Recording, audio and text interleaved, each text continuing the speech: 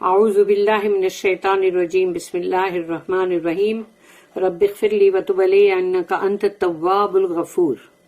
سورہ یونس آیت نمبر 93، ایک ہی آیت ہم پڑھ رہے ہیں 93، اور یہاں سے 10واں رکوع سٹارٹ ہو رہا ہے، سیکشن نمبر 10 سورہ یونس۔ وَلَقَدْ بَوَّأْنَا بَنِي إِسْرَائِيلَ مُبَوَّأَ صِدْقٍ وَرَزَقْنَاهُمْ مِنَ الطَّيِّبَاتِ فَمَا اخْتَلَفُوا حَتَّى جَاءَهُمُ الْعِلْمُ إِنَّ رَبَّكَ يَقْضِي بَيْنَهُمْ يَوْمَ الْقِيَامَةِ فِيمَا كَانُوا فِيهِ يَخْتَلِفُونَ رَبِّ اشْرَحْ لِي صَدْرِي وَيَسِّرْ لِي أَمْرِي وَاحْلُلْ عُقْدَةً مِّن لِّسَانِي يَفْقَهُوا قَوْلِي اللهم أرنا الحق حقا وارزقنا اتباعه وارنا الباطل باطلا وارزقنا اجتنابه آمین یا رب العالمین۔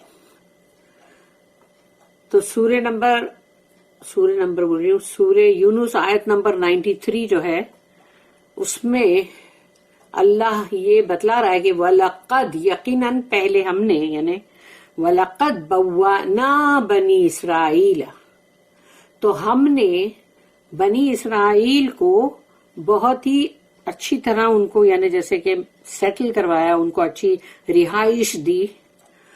مبوّآ صدق، یعنی بڑے ہی یعنی آنریبل اور بہت ہی باعزت رہائش، یعنی کہ ان کے لیے ڈویلنگ پلیس جو ہے وہ بہت آنریبل ان کو عطا کی ہم نے۔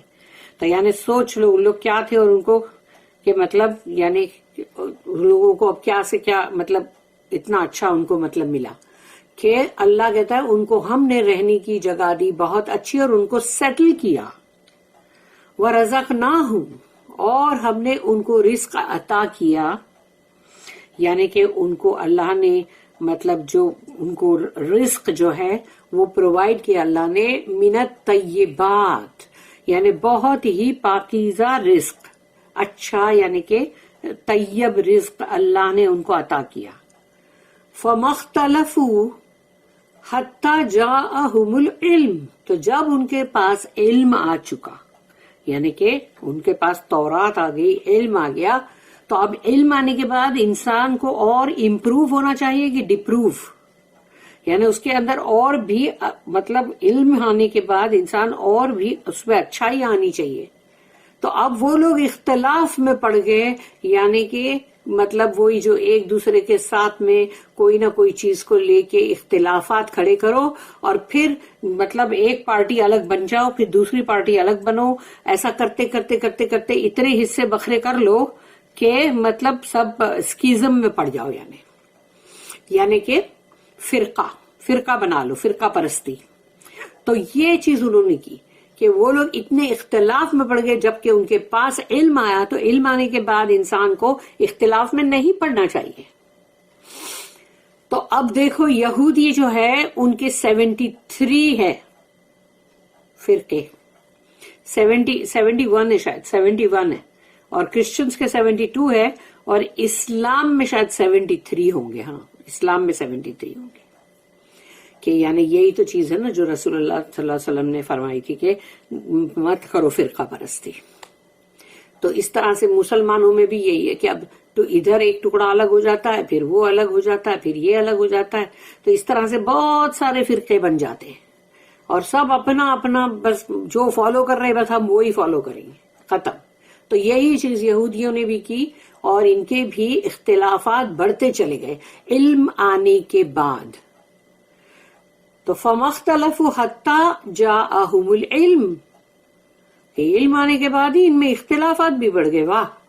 إِنَّ رَبَّكَ، یقیناً تمہارا رب، یقضی بینہم، فیصلہ چکا دے گا ان کے بیچ، ان کے درمیان، یوم القیامت، قیامت کے دن۔ تو قیامت کے دن اللہ ان کے درمیان فیصلہ کر دے گا۔ فیما کانوا فیہ یختلفون، وہی جس میں کہ یہ لوگ اختلافات کر رہے تھے، یعنی ایک دوسرے کے ہر کوئی نہ کوئی بات کو لو، پھر بولو یہ صحیح نہیں ہے، یہ تم نے یہ کیا، یہ غلط ہے، اب وہ الگ پارٹی والے بن جاؤ اور بولو نہیں بھائی ہم یہ تمہاری بات نہیں مانیں گے۔ اب معلوم پڑے گا دوسرے لوگ جو ہے وہ بولیں گے تم یہ غلط کرتے اس لیے ہم اپنی ایک پارٹی بنائیں. ایسا کرتے کرتے کرتے کرتے پارٹی آفٹر پارٹی بنتی چلی گئی، اسکیزم ہوتا چلا گیا اور حصے بکھرے ہوتے چلے گئے. یعنی بجائے اس کے کہ لوگ ایک رہیں، وہ ایک نہیں ہے، اس میں فرقہ بہت سارے فرقے بن گئے. We settled the children of Israel in an honorable dwelling place and provided for them sustenance of the best. It was after knowledge had been granted to them that they fell into schisms. Verily, Allah will judge between them as to the schisms amongst them on the day of judgment.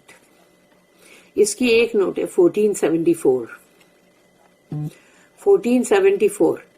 After many wanderings, the Israelites were settled in the land of Canaan.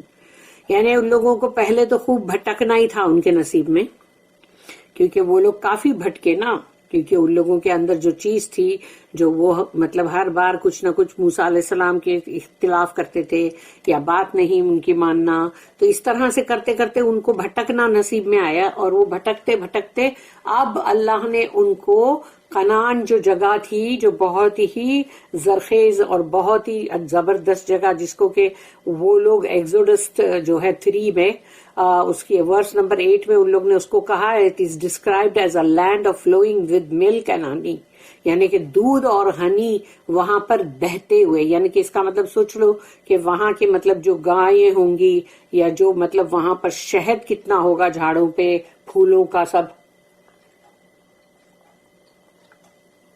تو وہ جگہ کو کہا گیا جو کنعان جہاں پر یہ لوگ تھے، جہاں پر یعقوب علیہ السلام اپنے 12 بیٹوں کے ساتھ سیٹلڈ تھے، یہ کنعان کی جو جگہ ہے. تو یہاں پر یہ لوگ یعنی فلسطین، اور یہ described as a land of flowing with milk and honey. They had a prosperous land, یعنی کہ ان لوگوں کو بہت ہی زرخیز، بہت ہی اچھا اللہ نے زمین ان کو عطا کی کہ جہاں پر خوب پھلے پھولے. اب سوچو جہاں کے جانور ایسے ہوں گے، پھر وہاں کے پھل اور میوے کیسے ہوں گے، اور پھر فروٹس اور فلاورز، اور اس کے ہنی یعنی شہد کتنی کتنی طرح کے ہوں گے. تو اللہ نے کیسی اچھی جگہ سے نوازا ان کو. And they were supplied with spiritual sustenance, اور ان کو روحانی غذا بھی دی جا رہی تھی. بھئی فزیکل باڈی جو ہے اس کو فزیکل غذا کی ضرورت ہے، ٹھیک ہے، لیکن جو روح ہے اس کو بھی تو، یعنی کہ تمہارا جو جسم ہے وہ زمین مٹی سے بنا ہوا ہے نا، تو مٹی سے بنا ہوا ہے، اس لیے دیکھو تمہاری غذا بھی مٹی سے آ رہی ہے، کیونکہ وہی مٹی ہے جہاں سے تم کو اناج اور پھل اور میوے، اور یہاں تک کہ تم جو بھی مطلب جانور جس کو تم ذبح کر کے کھاتے ہو، بکری یا مینڈھے یا مطلب گائے یا اونٹ، تو وہ بھی اسی زمین کا چارہ چرتے ہیں. تو مطلب زمین سے تم کو غذا آئی نا تمہاری یہ زمینی باڈی میں، اور خواہشات بھی زمینی، کہ زمینی خواہشات کیا ہے، جانوروں کی طرح. لیکن جو روح ہے وہ اوپر سے آئی ہے، اس لیے روح کی غذا جو ہے وہ پھر اوپر سے ہی چاہیے. یعنی کہ وہی ہے جو اللہ کی کتاب، اللہ کے رسول، اللہ کے نبی جو لا کے دیتے ہیں، تو وہ تم کو پھر روحانی غذا اللہ دیتا ہے. لیکن روحانی غذا لوگوں کو زیادہ جمتی نہیں ہے، اس لیے وہ لوگ زیادہ اس کے پیچھے جاتے نہیں ہیں. بس جسم کی غذا، جسم کی بیوٹی، جسم کو اچھا پرفیوم لگاؤ، اس کو اچھے اچھے کپڑے پہناؤ، اس کو صابن اچھے لگاؤ، دھلاؤ، اور اس کو اچھے شیمپو لگاؤ، پھر اس کے اچھے کریمز اینڈ لوشنز لگاؤ، اور اس کی بہت ٹیک کیئر کرو، اس کو خوشبو بھی لگاؤ، بھائی اچھے اچھے خوشبوئیں لگاؤ.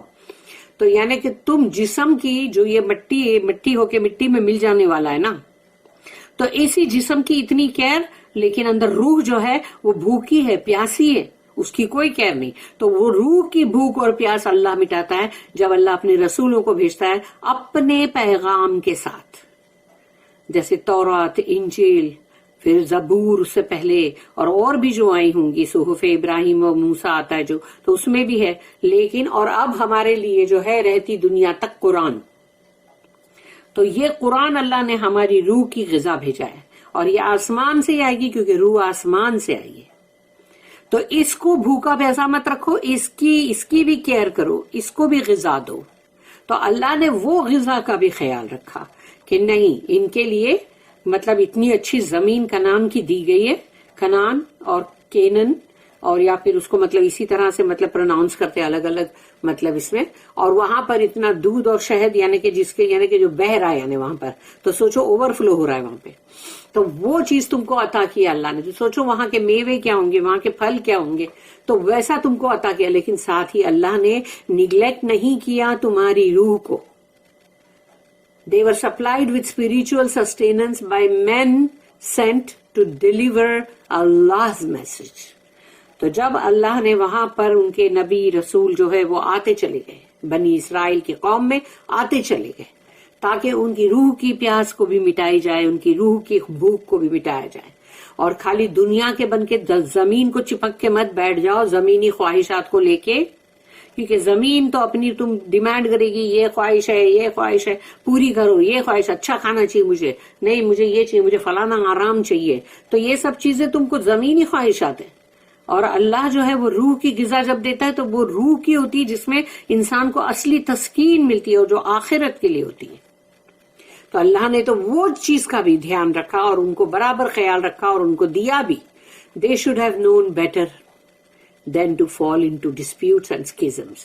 تو جب ان کو اتنا اللہ ایک سے ایک رسول بھیج رہا ہے اور سب یعقوب علیہ السلام، اور ان سے سوچو وہ سارے کے سارے اندر یوسف علیہ السلام، موسیٰ علیہ السلام، اور سب اس کے جو بھی مطلب لائن سے ان کی قوم کے اندر سلیمان علیہ السلام، اور پھر پہلے مطلب جیسے وہ آئے اپنا داؤد علیہ السلام، اور کتنے سارے آتے ہی چلے گئے نا سب، عزیر علیہ السلام، اور کتنے سارے نام ہیں.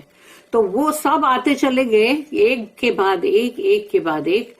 تو اب ان لوگوں کے لیے تو ذرا بھی سوٹ نہیں ہوتا کہ یہ لوگ آپس میں جھگڑا کریں یا آپس میں الجھیں، بحثم بازی کریں، اور پھر ایک فرقہ الگ ہو جائے، پھر ایک فرقہ الگ ہو جائے، تو فرقہ پرستی جو ہے وہ نہ کریں.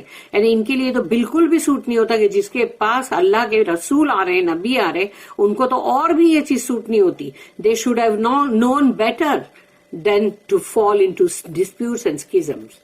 But they did so. لیکن ان لوگ نے پھر بھی کیا، ان لوگ نے بہت فرقے الگ کرتے کرتے 71 ہو گئے. This was all the more excusable considering what bounties they had received from Allah. تو یعنی inexcusable ہے، مطلب this was all the more inexcusable، یعنی اس کو معاف نہیں کیا جا سکتا کہ جس طرح کا اللہ نے تم پہ فضل کیا اس کے بعد تمہارے لیے اس میں معافی نہیں ہے. The schisms arose from selfish arrogance. کیونکہ ان میں گھمنڈ اور غرور تھا اور وہ سب خود غرض لوگ تھے، اسی لیے ان کے اندر ایک ایک فرقہ الگ ہوتا چلا گیا اور وہ لوگ الگ الگ فرقے بناتے چلے گئے. وہ سوچتا تھا ہمارا فرقہ سب سے بیسٹ ہے، اور وہ دوسرا سوچتا تھا ہمارا فرقہ سب سے بیسٹ ہے.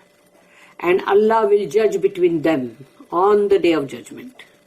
اور اللہ جو ہے وہ ان کو فیصلہ کرے گا اس دن، قیامت کے دن، کہ جس چیز کے اندر انہوں نے اختلافات کیے